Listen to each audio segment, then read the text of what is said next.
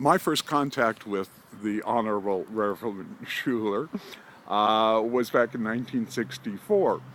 My first job out of high school here in Anaheim, or while I was in high school, was in the drive-in movie theater just a quarter of a mile from here. And in the middle of where the cars would drive in and put the speakers in their windows to watch movies, there was the refreshment stand. And every Sunday I had to come up and put the ladder up for this very mean, inhospitable man, Reverend Schuler, for him to get on top of the refreshment stand and preach to his whole congregation, who were all parked in their cars, for the worship service. I wonder if they had popcorn or were wearing their pajamas or whatever. So as his ministry grew, he then carried over the same idea, and here you see, where's the new cathedral that we will be inside later. You can see this is the in-car worship center.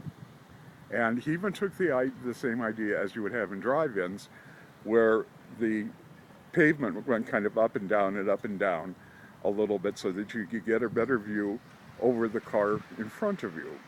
So you could be in your car during the devotional services, and Schuler would be standing on a platform that could be seen from his devout parishioners on the outside, as well as sitting inside the church there. So that was the beginning after the drive-in across the street. You might know Schuler. It wasn't that many years ago that an airline employee took him to court for having pushed him because Schuler was unhappy.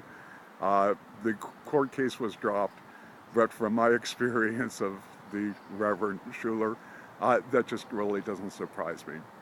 The building in the back, the silver roundish one, it's a gift shop, but I think it's also where they have probably 500 cash counting machines.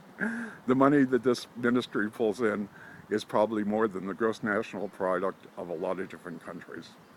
One way of financing the cathedral is naturally people pledged so much money, and your glass pane that you might have spent $20,000 for might be the fifth one up and the 10th over.